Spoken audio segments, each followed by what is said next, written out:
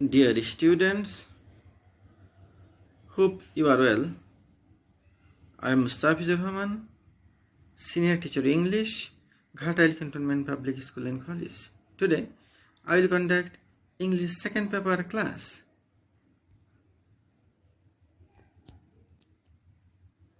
Dear students, what do you see in the picture? A plane. How will you feel if you have a plane journey?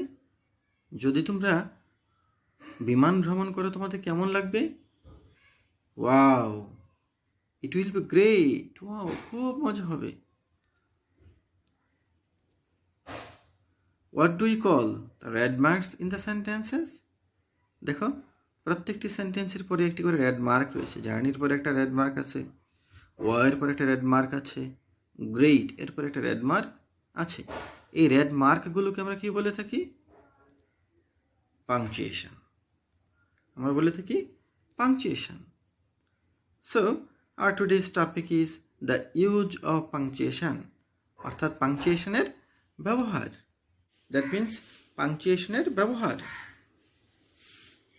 Learning outcomes. By the end of the lesson, the students will be able to use punctuation marks correctly in the sentences and in the passages.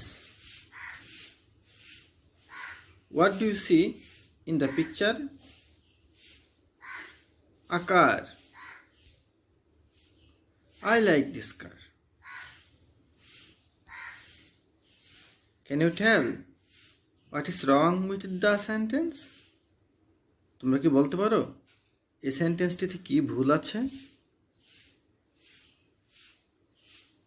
অর্থাৎ I like this কার, এই কারের পর একটা full stop হবে, কিন্তু এই সেন্টেন্সটা সেই ফুল স্টপটা দেওয়া নাই, এটাই ছিল ভুল। ওকে,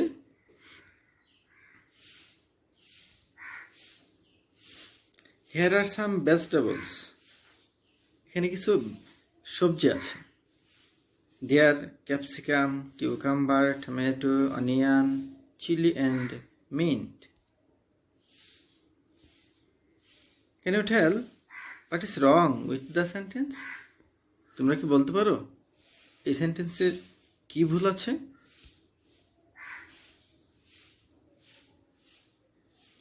অর্থাৎ ক্যাপসিকাম এরপর একটা কমা হবে, কিউকাম্বার এরপর একটা কমা হবে, টমেটো এরপর একটা কমা হবে, অনিয়ন এরপর একটা কমা হবে, chilli and mint. That means if there are more than two same parts of speech, there will be comma after each but last two. অর্থাৎ একই ধরনের পার্টস অফ স্পিচ যদি পর থাকে তাহলে প্রতিটি পার্টস অফ স্পিচের পরেই একটি করে বা প্রতিটি ওয়ার্ডের পরেই একটি করে কমা দিতে হয়, তবে লাস্টে দুইটা বাদ দিয়ে। ওকে, এখানে ক্যাপসিকাম, কিউকাম্বার, টমেটো, অনিয়ন এগুলো হলো একই, এগুলো এরা সবাই হলো নাউন। অর্থাৎ নাউনের পর নাউন এখানে দেওয়া আছে। Capsicum noun, cucumber noun, tomato noun, onion noun, এখানে নাউনের পর নাউন দেওয়া আছে। এই জন্য প্রত্যেকটি নাউনের পরে একটি করে কমা দেওয়া হয়েছে, কিন্তু শেষের দুইটার মাঝখানে দেওয়া হয়নি, কারণ শেষের দুটো নাউনকে এখানে এন্ড দ্বারা যুক্ত করা হয়েছে।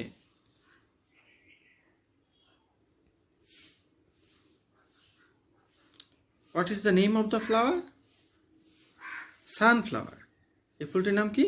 সানফ্লাওয়ার, সূর্যমুখী ফুল। Can you tell what is wrong with the sentence?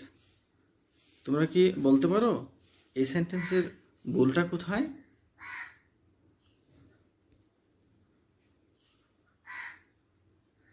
অর্থাৎ এই সেন্টেন্সের শেষে হবে একটা ইন্টারোগেটিভ চিহ্ন।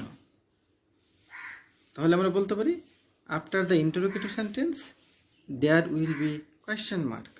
অর্থাৎ ইন্টারোগেটিভ সেন্টেন্সের শেষে কোয়েশ্চেন মার্ক দিতে হয়। Wow, the bird is very beautiful. Wow, পাখিটা খুব সুন্দর।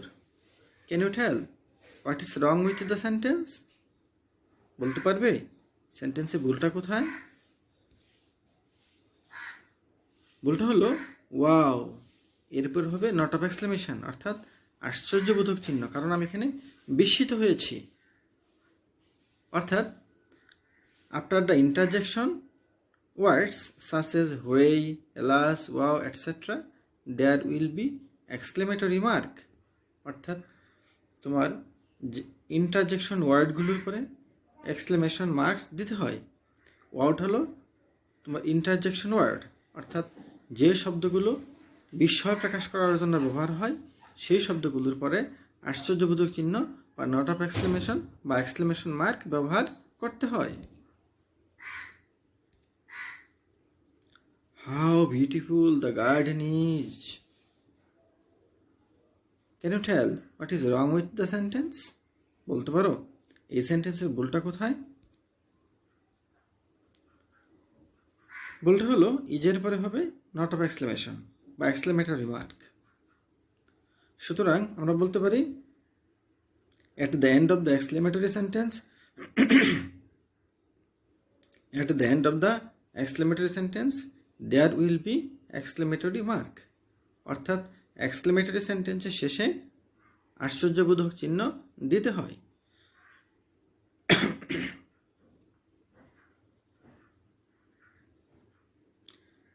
The teacher said to the students, may you pass in the examination.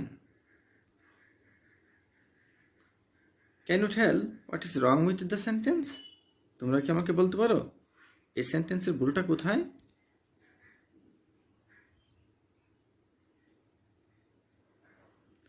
অর্থাৎ স্টুডেন্টসের পরে may you pass in the examination এই সেন্টেন্সটুকুকে ইনভার্টেড কমার মধ্যে আবদ্ধ করতে হবে। তাহলে আমরা বলতে পারি direct speech will be in inverted comma. এই যে অর্থাৎ ডাইরেক্ট স্পিচকে ইনভার্টেড কমার মধ্যে আবদ্ধ রাখতে হয়।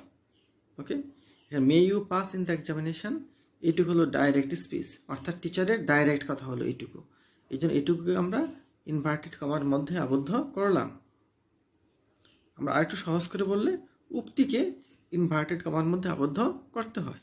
May you pass in the examination এটুকু হলো টিচারের উক্তি, এই জন্য আমরা এটুকুকে ইনভার্টেড কমার মধ্যে আবদ্ধ করলাম। Now take the punctuation marks from the box and say which punctuation marks will be suitable for which sentence। অর্থাৎ এই পাশে বামে 5টি সেন্টেন্স রয়েছে এবং ডানে রয়েছে পাংচুয়েশন মার্ক। ওকে, তোমাদেরকে উপযুক্ত পাংচুয়েশন মার্কটিকে এই সেন্টেন্সের পাশে, এই সেন্টেন্সগুলোর পাশে বসাতে হবে। ওকে, ওয়ার আর ইউ গোয়িং অর্থাৎ তুমি কোথায় যাচ্ছ, এখানে কি বসবে আমরা একটু দেখে নিই। কোয়েশ্চেন মার্ক, কারণ এখানে প্রশ্ন করা হয়েছে তুমি কোথায় যাচ্ছ, কাজে এখানে বসবে question mark. Now 2, hurray we have won the game. এখানে হুরেইটা হলো ইন্টারজেকশন ওয়ার্ড, এরপরে বসবে exclamation mark. I love my mother very much. লক্ষ্য করো মাচ এরপরে হবে ফুল স্টপ চিহ্ন, কারণ সেন্টেন্সের যেখানে কথার সমাপ্তি ঘটে সেখানে ফুল স্টপ দিতে হয়। অর্থাৎ সে সেন্টেন্সের যেখানে সমাপ্তি ঘটে ওইখানে ফুল স্টপ দিতে হয়। নাম্বার 4, লক্ষ্য করো কমা এসে বসে গেল ব্রেডের পাশে। I usually take bread, jelly, banana and apple as my breakfast. অর্থাৎ ব্রেকফাস্টে আমি সাধারণত ব্রেড খাই, জেলি খাই, বানানা খাই এবং আপেল খাই। তো দেখো তাহলে ব্রেডের পর একটা কমা হবে, আর কোথায় দেখো জেলির পর একটা কমা হবে। কেন হবে?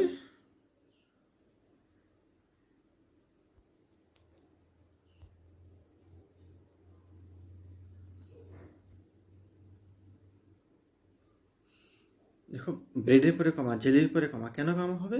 কারণ এগুলো একই ধরনের পার্ট অফ স্পিচ, ব্রেডও নাউন, জেলিও নাউন। ওকে, একই ধরনের পার্টস অফ স্পিচ থাকলে পরপর থাকলে আমরা কি করতে পারি, সেগুলোকে কমা দিয়ে আমরা আলাদা করতে পারি।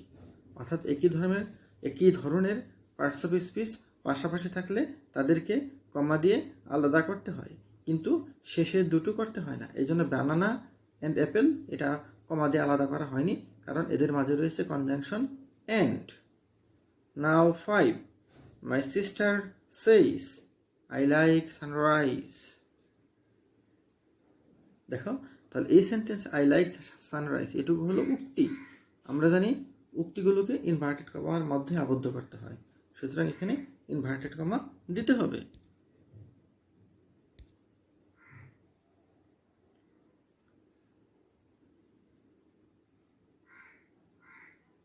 এখন একটি ছোট্ট প্যাসেজ লক্ষ্য করো। ওহ, what a great journey it was. I went on my first train journey. I traveled with my father, mother, and brother Vishal to Khulna. Do you like traveling? My father asked me in the train. দেখো, এই ছোট্ট প্যাসেজটিতে কোথাও punctuation mark দেওয়া হয়নি। আমাদেরকে দিতে হবে কোথায় কোন পাংচুয়েশন বসবে। তাহলে দেখা যাক। এখন আমরা কি read the following passage and write the following passage with the correct punctuation marks. Wow, এটা হলো ইন্টারজেকশন ওয়ার্ড, সুতরাং এরপরে হবে exclamation mark. What a great journey to us, এই যে what a great journey to us এটা হলো exclamatory sentence, এই জন্য এক্সক্লেমেটরি সেন্টেন্সের শেষে আমরা ইউজ করলাম পাংচুয়েশন মার্ক।